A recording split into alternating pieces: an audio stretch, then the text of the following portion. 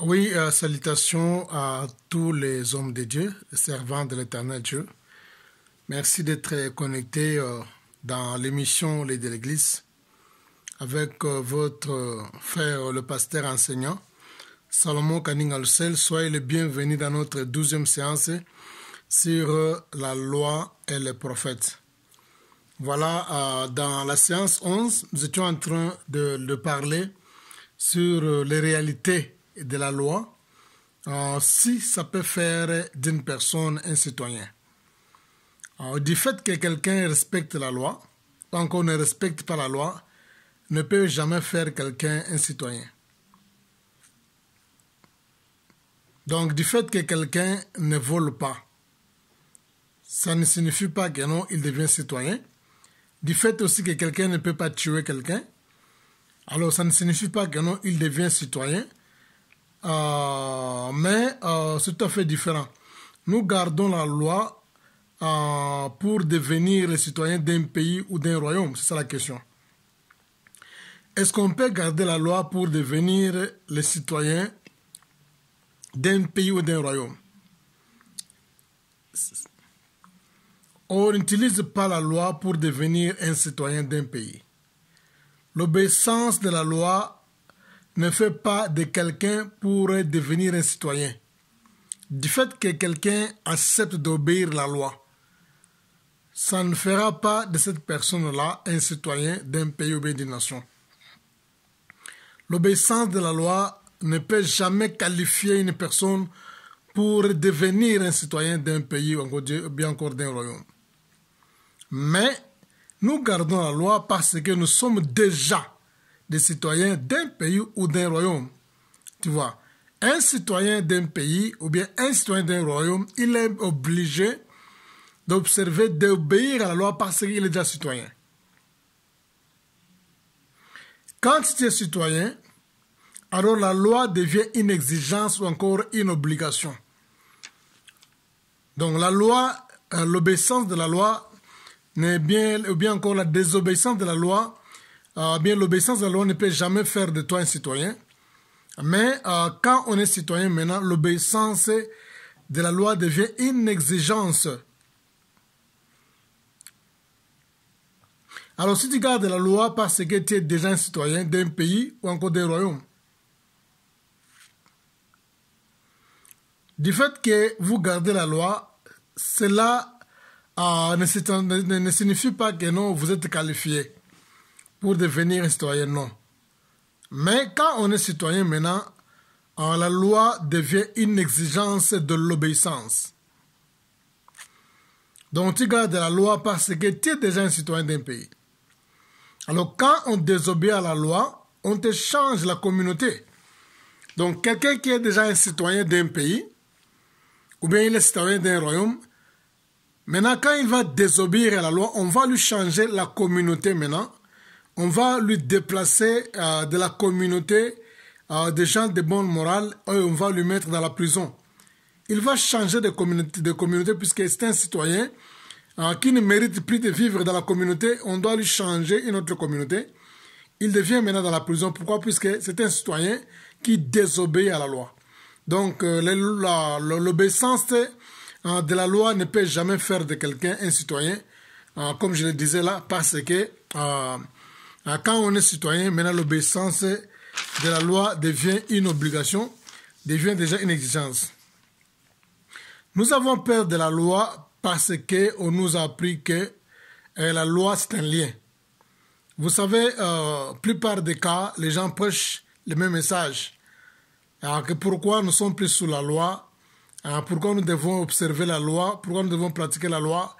Ça devient des liens quand vous obéissez à la loi ou bien quand vous appliquez la loi, ça devient des liens.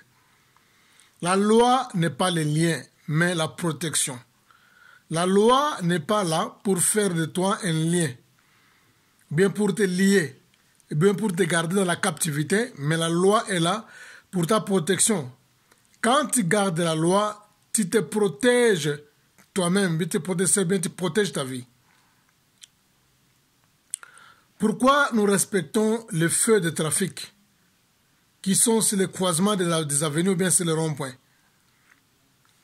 Nous respectons le fait de trafic parce qu'on a besoin d'être protégé. C'est aussi une loi. Le fait de trafic, c'est une loi. Quand le feu est rouge, c'est une loi qui t'annonce que tu dois t'arrêter. Quand le feu de trafic est orange, c'est un avertissement. Et quand le feu de trafic est vert, ça te donne maintenant, comment dirais-je, l'accès de passer ou bien de traverser. Alors, maintenant, quand le feu de trafic, maintenant qui est une loi aussi, devient rouge. Maintenant, tu obéis cela. Pourquoi? Puisque tu es en train de prévenir pour protéger ta vie. Mais si quelqu'un a le désir de briser cette loi-là, et quand tu penses à la protection, tu seras obligé de te soumettre. Donc tu peux avoir l'intention que non, voilà, je suis un peu pressé, je m'en vais dans une réunion, d'ailleurs je suis en retard. Alors, bien que le feu est rouge, je prends le risque pour traverser ça. Tu vois, tu peux avoir ce désir-là, mais quand maintenant tu penses à ta protection, quand tu penses à ta protection maintenant, tu fais quoi? Tu es obligé de te faire soumettre à cette loi-là, de faire le trafic. Donc, cela nous pousse à dire que nous avons quelques éléments ici qui font que nous ayons la peur de la loi. Qu'est-ce qui fait que nous ayons la peur de la loi? Premièrement, du fait que nous sommes soumis à la loi, c'est une source de la peur et de l'inconfort. Du fait que nous sommes soumis à la loi, ou bien il y a la soumission à la loi, ça montre, ça c'est le premier point, ça montre clairement qu'on a peur. Et nous avons l'inconfort, on a peur de la loi. C'est le premier point. Le deuxième point qui fait qu'on a peur de la loi, c'est la soumission à la loi est aussi la source de différentes contradictions. Je suis sauvé par la grâce et je ne suis plus sous la loi. Donc, cet paragraphe de la confusion qui monte chaque fois dans les cœurs, ou bien dans les têtes des gens, peut parfois conduire quelqu'un à une erreur. Quand la Bible dit que la grâce est trompeuse, la beauté vaine, c'est-à-dire quoi? La soumission à la loi est aussi la source de différentes contradictions. Il y a les gens qui contredisent la parole de Dieu. Maintenant, à partir de la loi, maintenant, on doit se soumettre pour un peu avoir le silence. Troisième point, pourquoi on a peur de la loi? Parce que la soumission à la loi est la source de paranoïa. Paranoïa ici, je pense que je vais expliquer puisque ça peut paraître un mot nouveau pour certaines personnes. La soumission, c'est le troisième point, nous sommes en train de parler sur la soumission à la loi est la source de paranoïa. Le succès est aussi déterminé du fait que tu gardes la loi de Dieu. Donc, ton succès est déterminé du fait que tu gardes la loi de Dieu. Du fait que tu obéis la loi de Dieu, alors cela aussi détermine directement ton succès.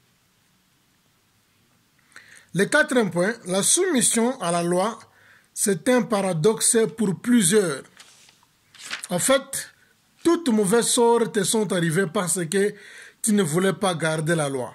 Le mot paradoxe ici, je peux encore expliquer ça.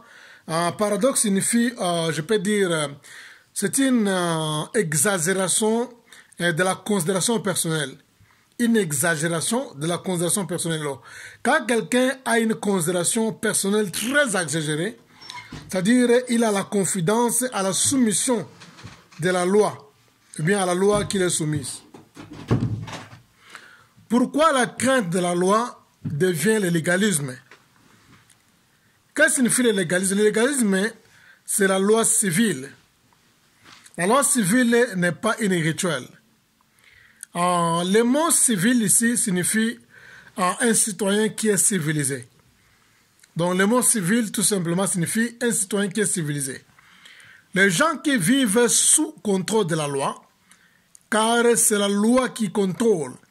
Donc toute personne qui vit sous contrôle de la loi, il est contrôlé par la loi et on peut l'appeler un civil parce que il est un citoyen qui est civilisé, c'est-à-dire quoi? Il est placé sous le contrôle de la loi. Quand on parle de la loi civile, signifie des lois que nous avons établies pour nous faire soumettre afin de devenir civiques pas citoyen mais civique. La loi amène le contrôle pour ton intérêt. La loi amène le contrôle pour ton intérêt. La loi a été conçue pour amener de l'ordre. Partout il y a la loi, partout il y a les principes, partout il y a les règlements d'ordre intérieur, partout il y a la constitution. Vous allez vous rendre compte que ce sont l'ensemble des valeurs qui amènent de l'ordre dans une entreprise, dans une communauté, dans une église ou bien encore dans une société. Dieu avait conçu toutes choses dès la création pour fonctionner avec la loi parce que la loi amène l'ordre. Là où il y a l'absence de la loi, c'est un désordre, c'est un cas, en anglais on appelle ça chaos. Donc l'absence de la loi, ça engendre le chaos, ça donne le désordre partout. Je vous donne un exemple. La loi de la pesanteur a été conçue. Le pesanteur que nous appelons gravity, c'est aussi une loi. Cette loi a été conçue pour que tu ne tombes pas, mais tu tiens avec équilibre. Donc sans le pesanteur, personne ne peut marcher avec équilibre. C'est une loi qui t'aide pour se maintenir. Pour que tu marches avec équilibre, tu marches en ordre. Pas seulement toi-même, tout objet, toute plante, toute nature doit se tenir, doit se maintenir et doit fonctionner en ordre, en équilibre. Et c'est aussi une loi qui profite pour les constructions, même les immeubles. Un immeuble qui est resté attaché au sol, c'est grâce à la loi de la pesanteur, grâce à la loi de la pesanteur, gravity. Donc sans la loi de la pesanteur, il n'y aura pas même de l'ordre, même l'immeuble ne peut jamais se fixer sur le sol.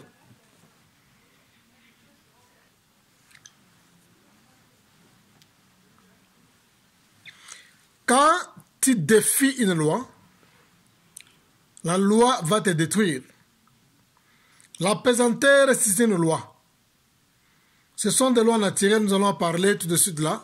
C'est une loi qui est naturelle. Mais si quelqu'un décide de tester la loi, de défier la loi, ça va te détruire. Comme j'avais expliqué ça en la séance passée, ça ne vaut pas la peine que je puisse encore répéter les mots.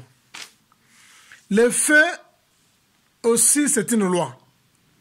Le feu, on appelle ça la loi de la combustion. Si tu as besoin du feu, il y a, comment dirais-je, il faut provoquer un frottement brutal entre les pierres et bien un objet métallique pour avoir du feu. C'est une loi. Cette loi-là, elle est bonne. Tu peux préparer avec, mais elle peut aussi te détruire quand tu violes son rôle. Le feu, c'est une loi qui est naturelle. La loi de la combustion. Cette loi-là, ça peut t'aider. La loi de la combustion peut t'aider à préparer, à bouillir de l'eau et à faire cuire les histoires, la nourriture. Mais si par exemple tu l'utilises mal, ça peut te détruire parce que tu violes cette loi-là. Voilà, je pense bien, je peux m'arrêter ici. Nous allons continuer ensuite dans notre séance 13. Que le Seigneur vous bénisse au nom de Jésus-Christ. Merci.